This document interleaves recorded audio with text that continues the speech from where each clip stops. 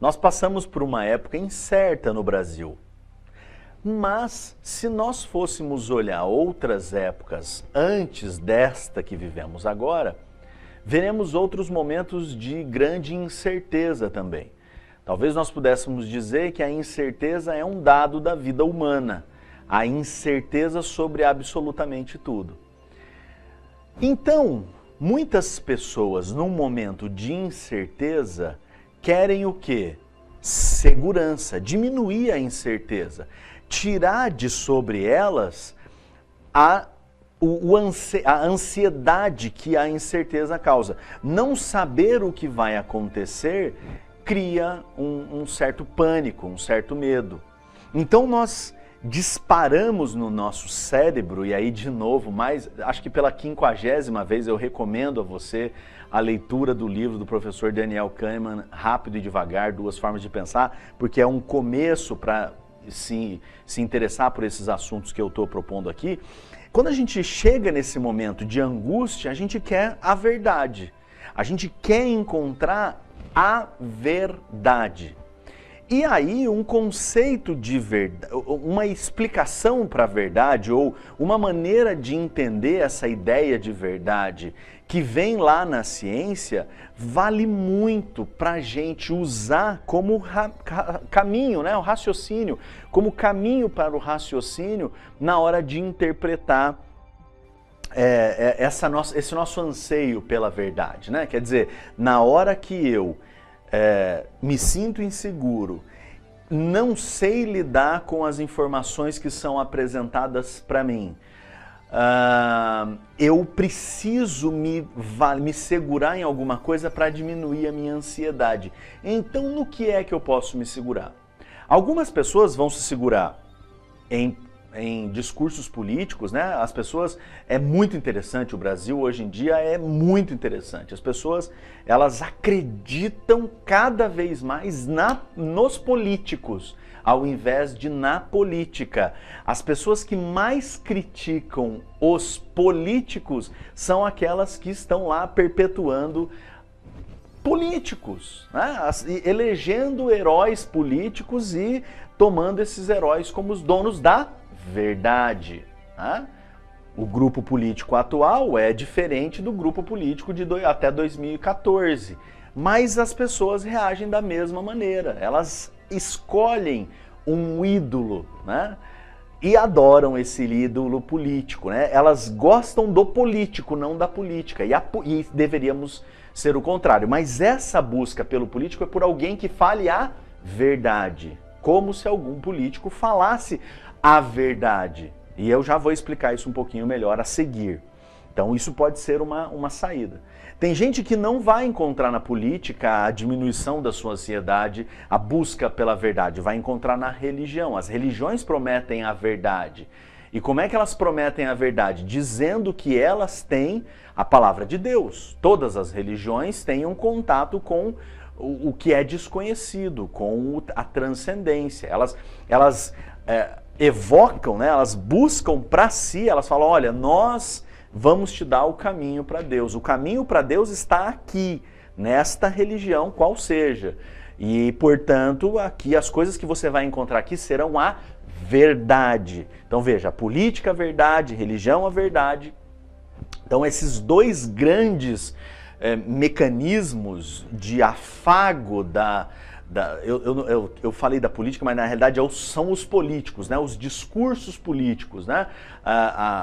O fazer do político, não a política propriamente dito, que é o processo de realização de acordos, né? A formação de alianças, tal. As pessoas, especialmente no Brasil, nós não estamos interessados em política, nós estamos interessados em políticos, né? Mais do que nunca. E a religião, né? Em líderes religiosos e mais especificamente na religião que nos digam a verdade. A verdade.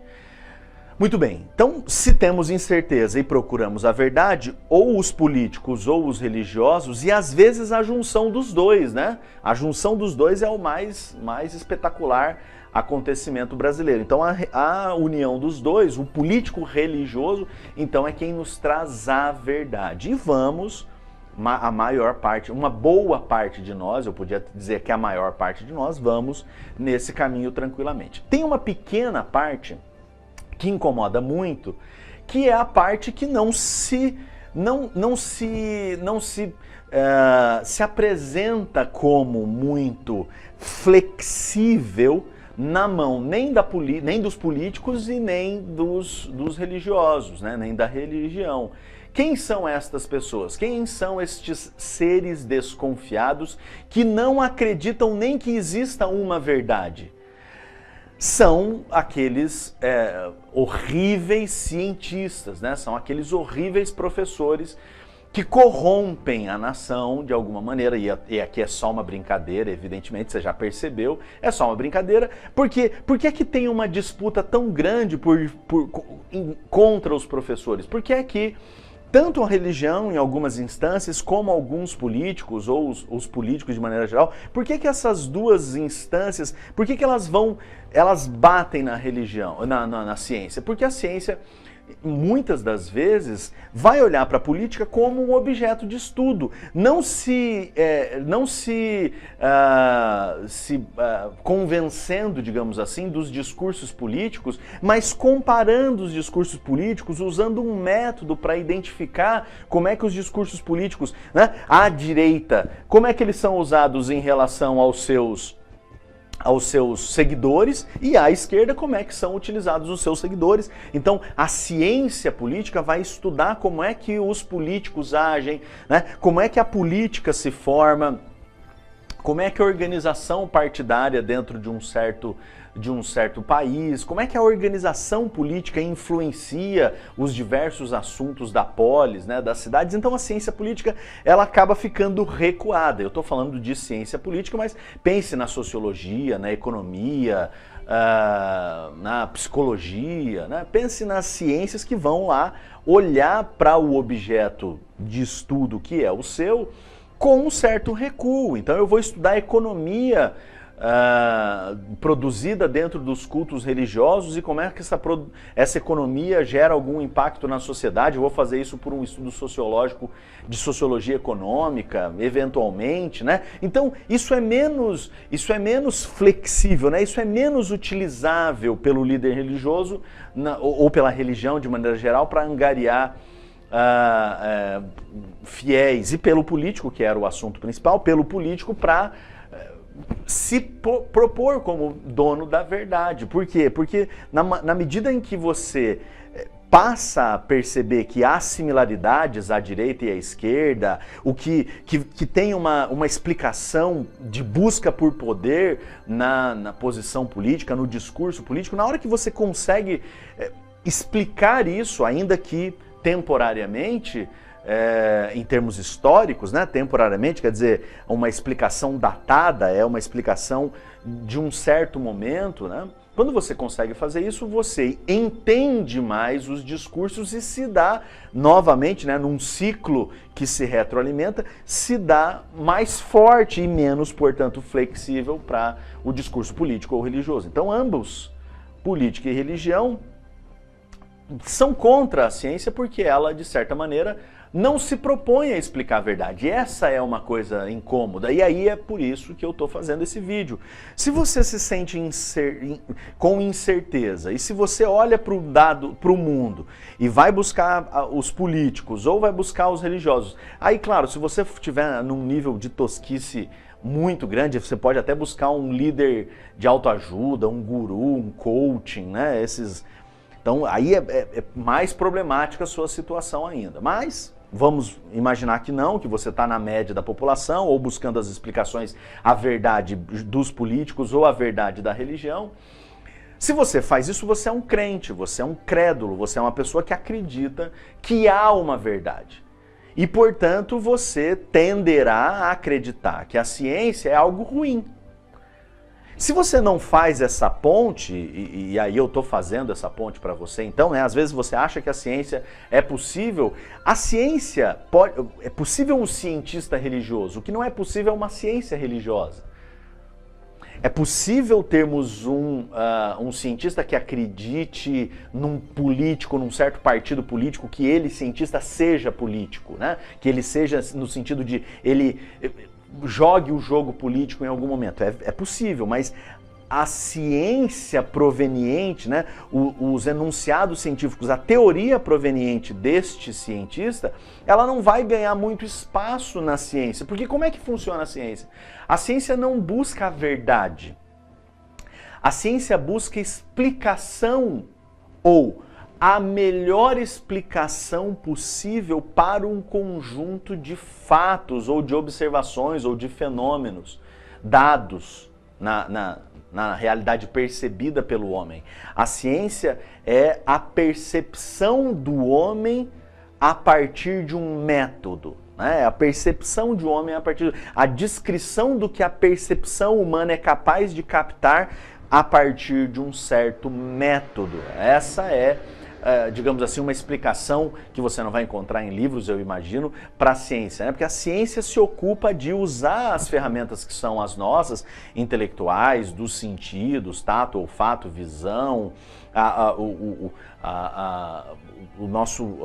nossa composição, digamos assim, racional, para olhar um certo problema na sociedade ou na vida física e usar esses sentidos, esse raciocínio, esse aparato intelectual para explicar aquele dado. Mas a ciência já percebeu que essa explicação ela é temporária, ela é substituída na medida que nós conseguimos outros instrumentos, novos instrumentos de interpretação da realidade, outros enunciados teóricos de explicação da realidade, então, que vão substituindo o anterior. Então, uma coisa que a gente acreditava há 30, 50 anos atrás, ela, do ponto de vista de aqui acreditar, por quê, né? Deixa eu explicar isso melhor, porque eu estou tentando fazer um vídeo mais didático possível.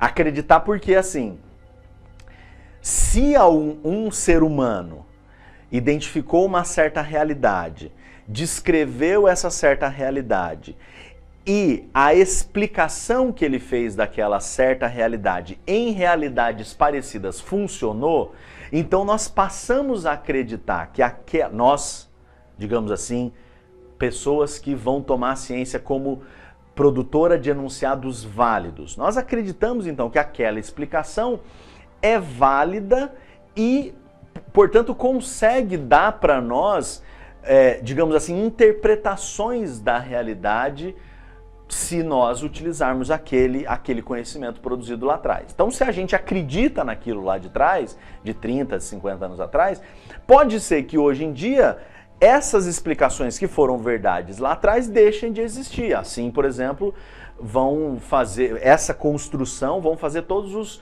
os teóricos, né, os filósofos da ciência, como Karl Popper e tal, vão dizer que o próprio Lakatos, né, Henri Lakatos, vão dizer que há uma certa sucessão, cada um a seu jeito, mas vamos dizer que há uma sucessão, digamos assim, de enunciados, porque a ciência, né, o conhecimento científico, ele é flexível, né, ele deixa de existir, deixa de ser válido na medida em que novos conhecimentos forem apresentados. Se eu tiver conhecimentos de mais bom nível para serem apresentados, então a ciência vai aceitar esses novos, né? Antigamente eu explicava a coisa de um certo jeito, mas hoje eu tenho uma explicação melhor, ou porque a realidade mudou, ou porque eu descobri novas coisas atualmente, então o meu enunciado atual se sobrepõe ao anterior, ele tem mais validade. Quando a ciência entende que ela é superável, digamos assim, as contribuições científicas, elas não têm verdade, elas não trazem a verdade, nós não descobrimos uma verdade, nós descobrimos um pouquinho, nós chegamos a algum conhecimento, nós construímos um conhecimento temporário sobre uma pequena parte de um universo que é infinito. Então veja, Uma alternativa aos discursos políticos que dizem que tem verdade e aos discursos religiosos que dizem que tem verdade são os enunciados acadêmicos. Mas esses enunciados acadêmicos não garantem uma diminuição da ansiedade. Muito pelo contrário, porque o enunciado acadêmico vai dizer, olha, a gente vai estudar, e quando nós terminarmos de estudar, saberemos tão pouco que teremos uma compreensão do mundo, embora muito aprimorada, digamos assim, se compararmos a quem não tenha feito esse caminho, mas teremos uma compreensão do mundo, parece que menor ainda do que quando começamos o nosso trajeto. Parece que quando a pessoa começa o trajeto da ciência, ela começa com muito conhecimento, cheio de certezas, e quando ela termina cansada, digamos assim, né? Eu não queria usar nenhum adjetivo pejorativo, mas a pessoa termina ao final, ela pode estar satisfeita, ela pode estar feliz, ela pode estar realizada, mas ela termina exausta porque ela não conseguiu chegar na explicação do universo, né? É a história do Stephen Hawking, né? Aquele Stephen Hawking, aquele físico, né, que tinha nas cadeiras de que andava na cadeira de roda, falava por um sintetizador, não falava na realidade, né? Um sintetizador replicava o texto que ele digitava com os olhos, tal.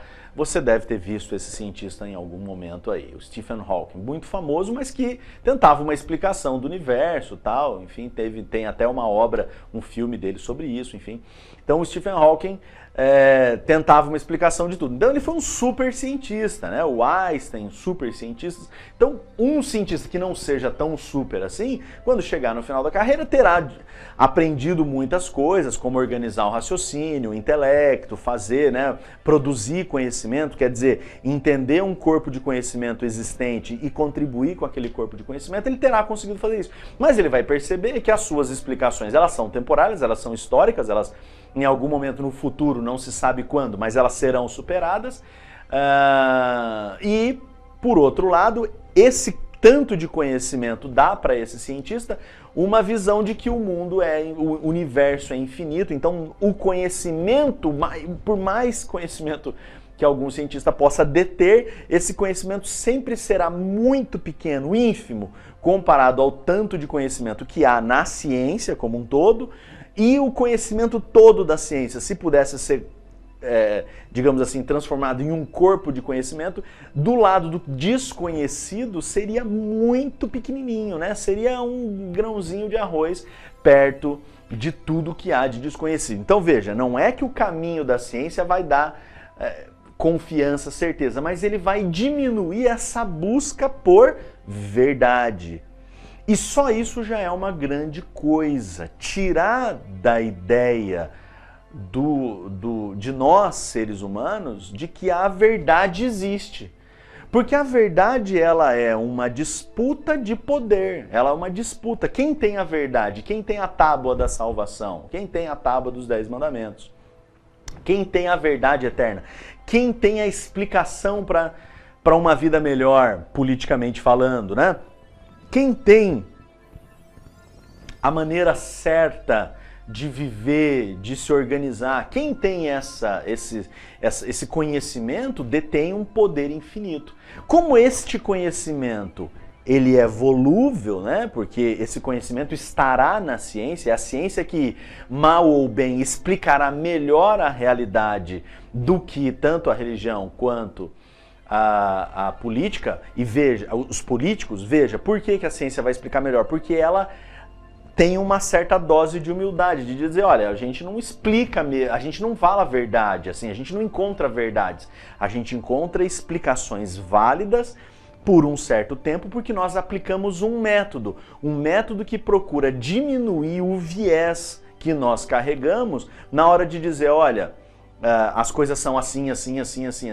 A gente tenta, na hora de fazer um enunciado, fazer esse enunciado da maneira mais compromissada possível, dizendo quem fez, por que fez, como é que achou aquela informação, tal. Nos preocupamos muito com fonte, né? Um texto científico, de alguma maneira, às vezes até enfadonho, porque ele vai dizer, olha, fulano disse isso, ciclano disse aquilo, beltrano disse isso, beltrano... Ele contextualiza onde é que o investigador, né, o cientista está para dizer, olha, a minha contribuição é isso aqui. Todo mundo falou já tudo isso. E a minha contribuição foi investigar esse pouquinho aqui e eu achei alguma coisa que é válida ou não é válida e assim sucessivamente. Então, para conseguir construir esse corpo de conhecimento dessa maneira, há mais confiança de que o que as ciências falam seja válido do que, por exemplo, o que uma religião fala, porque está na cabeça de alguém, Deus falou comigo, Deus me deu uma revelação, ou então o político que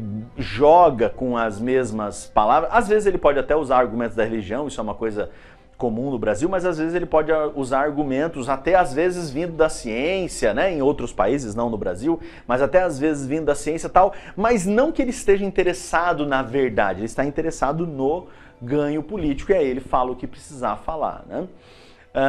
Então veja, a gente tem esse momento de incerteza no nosso país. Um momento de incerteza em que faz aumentar o interesse pelos políticos. Os políticos estão na crista da onda, tem recordes e recordes e recordes de votos aí para deputados, para senadores e tal, e todo mundo falando de político e tal, sem olhar muito para a política, e a gente podia fazer o contrário, porque existe uma ciência política, inclusive, que nós poderíamos estudar.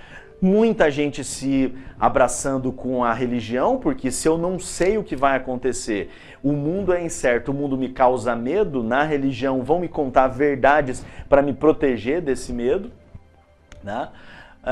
E eu tô te dizendo que essas duas saídas são saídas que diminuem a ansiedade, mas te tornam, digamos assim, tutelado por alguém que usa esses discursos de verdade para te guiar, né? É a ideia do Aldous Huxley, né? Para não ficar dessa maneira, qual é a alternativa? A ciência, estudar. Mas estudar o que a ciência faz, se dar a chance, isso nem é possível, né? Para todos nós brasileiros, isso nem vai ser possível. Mas se propor a entender minimamente os enunciados científicos como válidos, não como verdadeiros, porque a verdade não existe, e, portanto, dando esse passo, abrindo a chance de entender as coisas de uma maneira mais organizada, de uma maneira mais ordenada. É possível que na ciência exista políticos e existam religiosos, é verdade, mas a ciência não depende de uma pessoa. Ela vai se erigindo, ela vai se validando a partir de conjuntos, de grandes agremiações de pessoas, de grandes campos de pessoas vendo o que cada um está falando, está pesquisando, está publicando. E aí é uma alternativa menos apaixonada, é verdade, mais desconfiada, é verdade, mas muito mais condizente com a nossa realidade humana. Realidade de uma espécie que sabe pouco, mas que almeja saber muito. Se sabe pouco e acha que esse pouco que sabe é a verdade, se submete a ser domada, domesticada, a ser tratada como gado. Se sabe pouco, mas entende que esse pouco é volúvel, é decifrável, é buscável em termos de verdade, em termos de validade, se emancipa. E essa emancipação aumenta a capacidade de lidar com as incertezas que são as que o mundo apresenta.